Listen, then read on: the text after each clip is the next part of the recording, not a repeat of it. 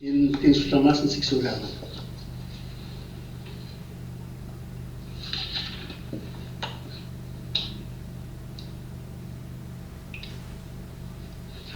Amaky ny ten'Andriamanitra tsika riavana malala.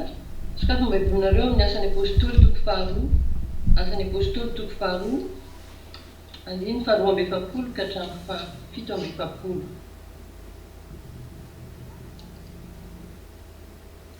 Asan'ny apôstôly toko faharoa, andiny faharoa amby efapolo ka hatramin'ny fahafito amby efapolo. Rehefa hita dia vakitsika amin'ny anaran'i Jesosy. Ary izy ireo naharitra tamin'ny fampianaran'ny apôstôly sy ny fiombonana sy ny famakiana ny mofo ary ny fivavahana. Dia raiky tahotra ny olona rehetra teo ary fahagagana sy famantarana maro no nataon'ny apôstôly. Ary izay rehetra niny dia niray toerana sady niombonany avokoa ny fananany rehetra.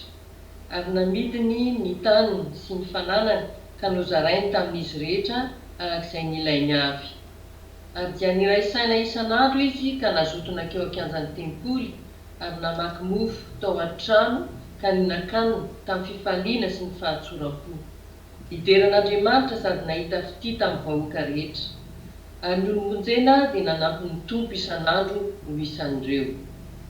Fizatsika famakiana ten'Andriamanitra ao amin'ny epistily Petera voalohany, toko voalohany, andiny fahatelo ka hatramin'ny fahasivy.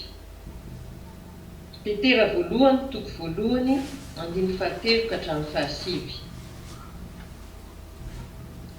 Isarona ny Andriamanitra rain'i Jesosy Kristy tompontsika, izay miteraka antsika indray araka ny habeny famirampony ho amin'ny fanantenana velona tamin'ny hitsanganan'i Jesosy Kristy tamin'ny maty, ho amin'ny lova tsy mety simba, tsy misy loto, tsy mety levona, voatahiry any an-danitra ho anareo, izay arovan'ny herin'Andriamanitra amin'ny finoana ho amin'ny famonjena efa vonona aseho any amparany. Izany no iravoravonareo na dia ampalailovina vetivety ankehitriny amin'ny fakapanahy maro samihafa aza ianareo raha tsy maintsy hisy izany. Mba ho hita ho fiderana sy voninahitra amin'ny fankalazana ny fizahan-toetra amin'ny finoanareo, izay tsara lavitra no volamena mety ho simba na dia voazahatoetra amin'ny afo aza. Dia amin'ny sehoany Jesosy Kristy, izay na dia tsy mbola hitanareo aza dia tianareo, ary na dia tsy hitanareo ankehitriny aza anefa satria hinonareo dia iravoravonareo amin'ny fifaliana tsy azo tononona sady be voninahitra. Mandray ny antony finoanareo dia ny famonjena ny fanahy. Ankehitriny ravina dia hitsenan'ny filazantsara amin'ny hira fa 900 andiny fahana, toko faharoapolo, andiny fahasivy ambin'ny folo ka hatramin'ny faharaika amin'ny telopolo. Jaona toko faharoapolo, andiny fahasivy ambin'ny folo ka hatramin'ny faharaika amin'ny telopolo. Ary rehefa harivan'ilay andro voalohany amin'ny herinandro, raha voarindrina ny varavaran'izay niangonan'ny mpianatra noho ny fahatahoran'ny jiosy, dia tonga Jesosy ka nitsangana teo afovoany dia nanao taminy hoe fiadanana ho anareo. Ary rehefa nilaza izany izy dia nasehony azy ny tanany sy ny lanovony, dia faly ny mpianatra raha nahita ny tompo. Ary indray Jesosy taminy fiadanana ho anareo, tahaka ny nandrahandray ano andraniko anareo kosa. Ary rehefa nilaza izany izy dia nanisy fofinainy ka hoy izy taminy raiso ny fanahy masina. Na elokiza no avelanareo dia voavela izany, ary na aniza kosa no tsy avelanareo dia tsy voavela izany. Fa Tomasy anankiray tamin'ny 12 lahy, ilay atao hoe Didimo, dia tsy mba teo aminy raha tonga Jesosy. Dia hoy mpianatra sasany taminy, efa nahita ny tompo izahay. Fa io kosa izy taminy, raha tsy hitako eo amin'ny tanany ny olatry ny noombona, ka ataoko eo amin'ny olatry ny noombona ny ratsan-tanako, ary ataoko amin'ny lanovony koa ny tanako, dia tsy mba ino aho. Ary noho ny afaka avaloana dia tafangona teo indray ny mpianany, ary teo koa Tomasy. Dia tonga Jesosy rehefa voarindrina ny varavarana ka nitsangana teo afovoany dia nanao hoe fiadanana ho anareo. Ary hoy izy tamin'ny Tomasy, atefo eto amin'ny ratsan-tananao, atefo eto ny ratsan-tananao ka jereo ny tanako, ary atefo eto koa ny tananao ka ataovy amin'ny lanovoko. Ary aza ho isan'izay tsy mino fa minoa. Dia namaly Tomasy ka nanao taminy hoe Tompoko sy Andriamanitra. Hoy Jesosy taminy, satria nahita ianao dia nino, sambatra kosa izay tsy nahita nefa nino. Ary nisy famantarana maro hafa koa nataon'i Jesosy teo mason'ny mpianatra izay tsy voasoratra amin'ity boky ity. Fa voasoratra izao mba hinonareo fa Jesosy no Kristy zanak'Andriamanitra ary mba hanananareo fiainana amin'ny anarany raha mino ianareo. Amen. Raha i masino manamasinana amin'ny fahamarinana fa ny teninao ny fahamarinana. Amen. Amen.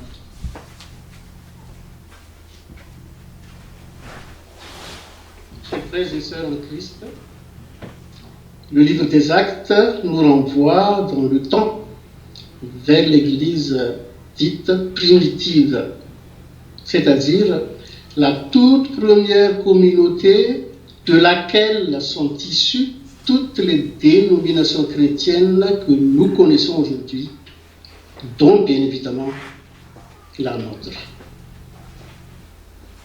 Nous lisons le verset 42 du chapitre 2 du livre des Actes que nous venons d'entendre tout à l'heure.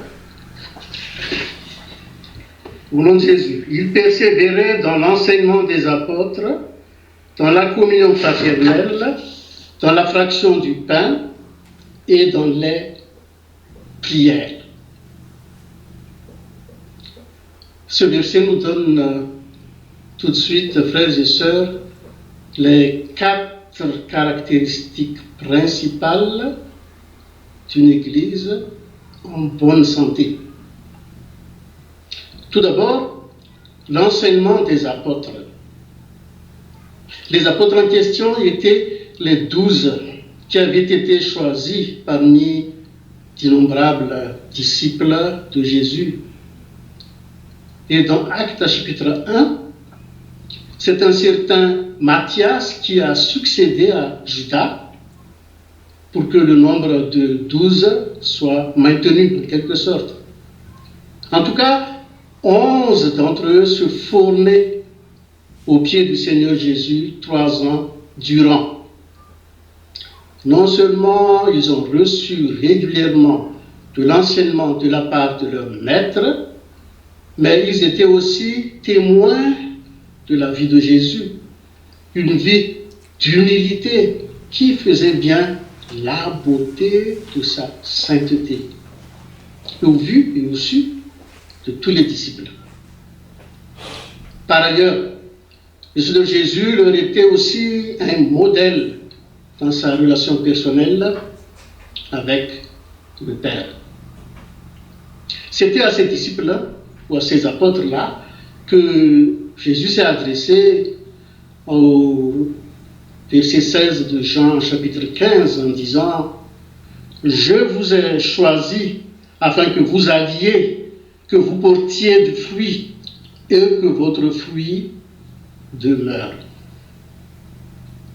Si vous avez remarqué, le mot « fruit » est au singulier, mais qui forme un tout qui comporte un certain nombre d'éléments.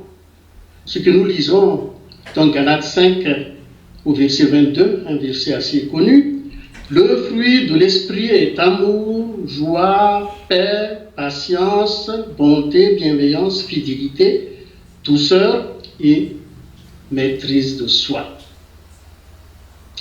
Bien entendu, frères et sœurs, ces disciples ont dû voir, constater et même discerner tout cela dans la vie de leur maître pendant 3 années consécutives. Dans la pratique, ils ont aussi appris en sa compagnie à se supporter les uns les autres, à se pardonner les uns aux autres, mais aussi à s'accepter mutuellement. À leur égard, donc, le Seigneur Jésus ne se contentait pas de leur donner un cours théorique jour après jour, mais leur montrer également une vie en accord avec sa parole. Il est dit dans Matthieu 11, verset 29, « Prenez mon joug et recevez mes instructions, car je suis doux et humble de cœur. » De la bouche du Seigneur Jésus, cette phrase. Une manière de dire, faites ce que je vous dis et que je sois à vos yeux tout de même la référence incontournable. dans le moindre détail de ma vie. Quand le Seigneur Jésus laissa aux apôtres ces dernières recommandations dans Matthieu 28, versets 19 et 20 que nous lisons, « Allez, faites de toutes les nations des disciples, baptisez-les au nom du Père, du Fils et du Saint-Esprit, et enseignez-leur à garder tout ce que je vous ai prescrit. » Les disciples étaient attentifs pour mettre cela tout de suite en pratique. Chers frères et sœurs dans le Seigneur, l'enseignement des apôtres s'inspire de la formation qu'ils ont reçue du Seigneur Jésus. Celui-ci les renvoie dans l'ensemble de la Bible, quand il leur dit dans Jean chapitre 5, verset 39, « Vous sondez les Écritures car vous pensez avoir en elles la vie éternelle, et ce sont elles qui rendent témoignage de moi. » Et enfin, aux deux disciples sur le chemin d'Emmaüs, le jour de la résurrection du Seigneur Jésus, celui-ci donna toute une étude biblique sur l'Ancien Testament. Il est écrit dans Luc 24, verset 27, « Et commençant par Moïse et tous les prophètes, il leur expliqua dans toutes les Écritures ce qui le concernait. » L'expression « toutes les Écritures » fait allusion à l'ensemble de la première alliance, que nous appelons aussi l'Ancien Testament. Donc l'enseignement des apôtres en question se base sur l'ensemble de la Bible que nous connaissons aujourd'hui. Enseignement dans lequel nous cherchons à persévérer tout en étant fidèles aux études bibliques de quartier, à la formation de chaque section d'église, à toutes les activités spirituelles autour de la Bible, mais aussi à la méditation personnelle d'un passage biblique à un moment donné de la journée, ne serait-ce qu'une petite dizaine de minutes. Bref, selon l'apôtre Pierre, persévérer dans l'enseignement des apôtres, c'est se forger pour avoir une communauté des saints. Nous lisons 1 Pierre 2, verset 5, « Et édifiez-vous pour former une maison spirituelle, un saint sacerdoce. » Un saint sacerdoce. Comme si vous et moi n'étions que des briques pour que cette maison se maintienne bien debout. Mais vu que de nous-mêmes, cette maison ne tiendra pas, c'est à l'apôtre Paul de compléter avec les pièces manquantes. Il dit dans Éphésiens 2, verset 20, « Vous avez été édifiés sur le fondement des apôtres, Jésus-Christ lui-même étant la pierre angulaire. » Si cela est une réalité, frères et sœurs, l'Église de Dieu s'attache à la parole et se fonde sur le roc qui n'est rien d'autre que la personne de Jésus-Christ. Ensuite, nous passons à la deuxième caractéristique de l'Église, qui est donc la communion fraternelle. Tout d'abord, nous nous appelons frères et sœurs, car nous le sommes en Jésus-Christ. D'ailleurs, Jésus dit dans Marc 3, verset 35, « Quiconque fait la volonté de Dieu, celui-là est mon frère, ma sœur et ma mère. » Notre foi en Jésus-Christ a permis au Père de nous adopter pour devenir héritiers de Dieu et co-héritiers du Christ. Vous voyez cela dans Romains 8, verset 17. Donc, nous sommes en communion les uns avec les autres au sein de l'Église de Dieu. D'ailleurs, les premiers chrétiens avaient, dans ce texte, opté pour le bien commun afin de manifester cette communion. C'était un peu, en quelque sorte, le communisme à la chrétienne. Aujourd'hui, nous pouvons manifester autrement cette communion comme dans la complémentarité entre les membres de l'Église. D'autant plus que le Saint-Esprit a reparti des dons différents parmi nous pour qu'il y ait aujourd'hui entre nous ce qu'on appelle cette interdépendance voulue de notre Dieu. Les membres de l'Église sont appelés à se soutenir mutuellement et dans la fraternité. Sur le plan spirituel, le chapitre 6 de l'Épître aux Galates nous donne quelques précisions. Voilà ce qui est écrit au verset 1, Galates 6. « Frères, si un homme vient à être surpris en quelque faute, vous qui êtes spirituels, redressez-le avec un esprit de douceur. » En d'autres termes, Paul voulait dire, côté spirituel, ne soyez guère insensibles au péché, mais d'une manière discrète, quand cela a lieu, intervenez avec amour et affection. Qu'aucun obstacle n'entrave donc notre marche vers la Jérusalem céleste, là et uniquement là où la perfection nous attend. Mais ici-bas, non seulement l'Église apprend jour après jour à dépendre totalement de Dieu, mais les membres de l'Église apprennent eux aussi à se dépendre mutuellement, c'est-à-dire les uns des autres. Au verset 2 de Galates 6, il est dit « Prenez les fardeaux les uns des autres et vous accomplirez ainsi la loi du Christ. » Dans ce confinement, frères et sœurs, les choses ne sont pas si évidentes que cela. Nous ne pouvons pas nous voir en personne, encore moins nous rendre visite les uns aux autres, mais nous encourager spirituellement en usant de tous les moyens à notre disposition reste bien faisable. La communion fraternelle doit être vécue dans l'Église. Côté matériel. Voilà ce qui est écrit au verset 10 de Galates 6. Ainsi donc, pendant que nous avons l'occasion, pratiquons le bien envers tous et surtout envers les frères en la foi.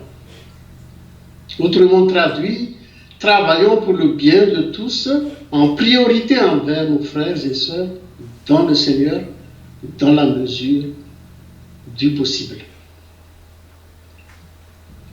Nous nous souvenons tous de la prière de Jésus qui se trouve dans Jean 17, verset 21, afin qu'il soit un. Afin qu'il soit un. Cette prière date d'il y a plus de 2000 ans, et nous avons l'impression qu'elle reste peut-être inexaucée. La question se pose, pourquoi?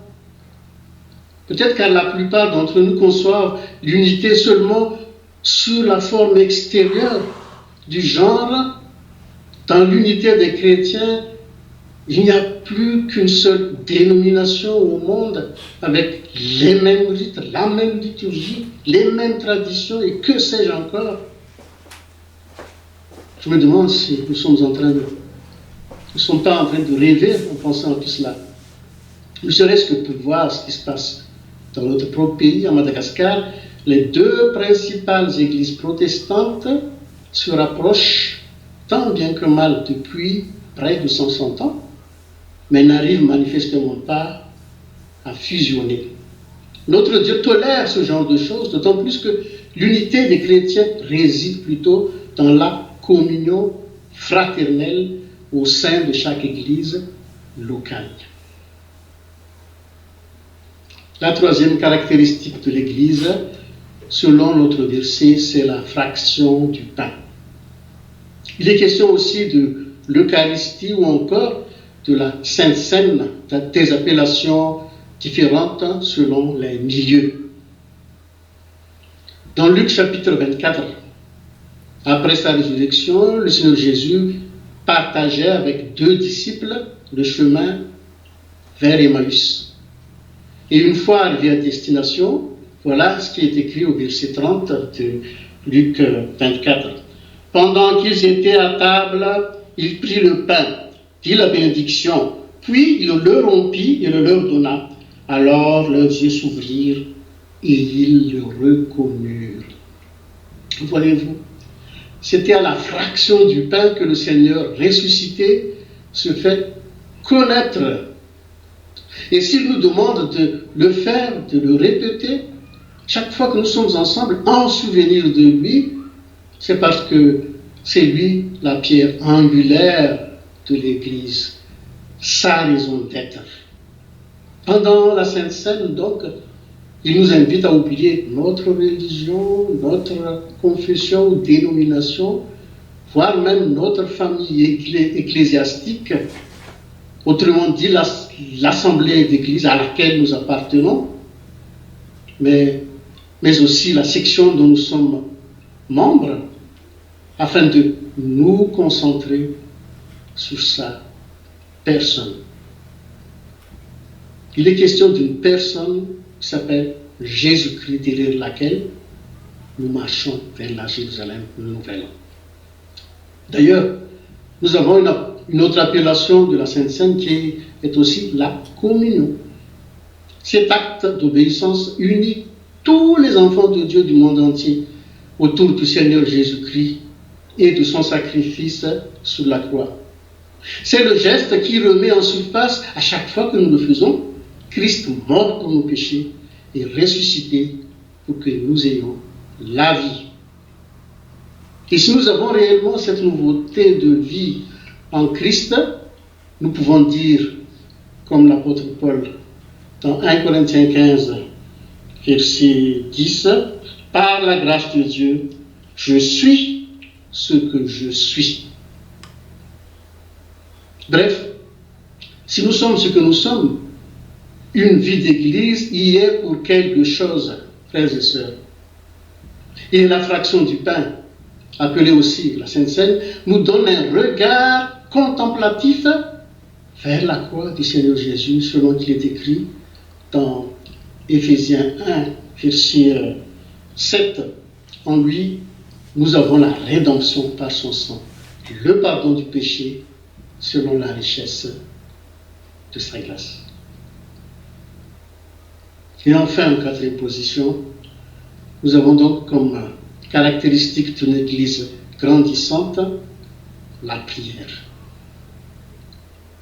Dans notre jargon quotidien, on ne dit pas toujours nous allons au culte ou nous allons à la messe, encore moins de fois nous allons à l'église, mais très très souvent nous disons on va aller prier.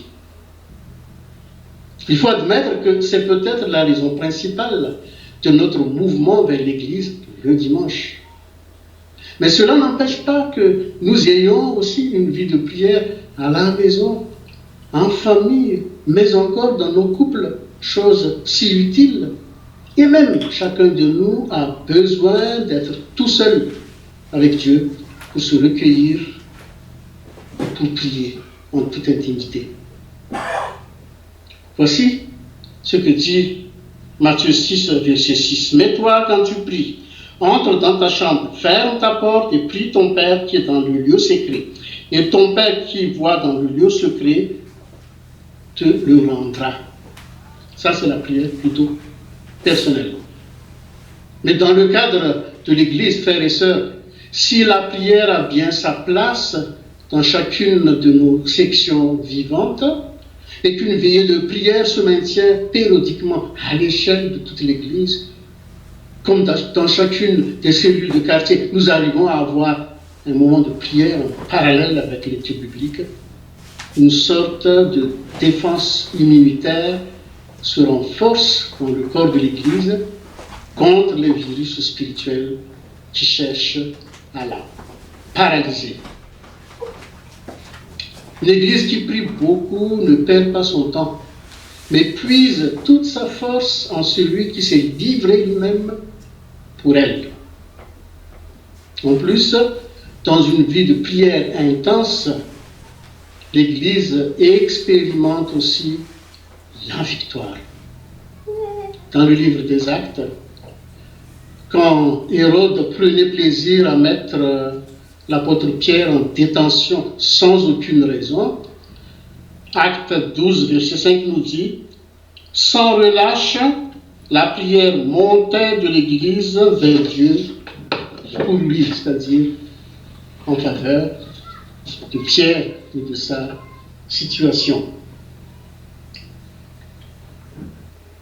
Et l'exaucement fut immédiat par l'intervention de l'ange. Je vous invite à lire la suite quand vous avez le temps.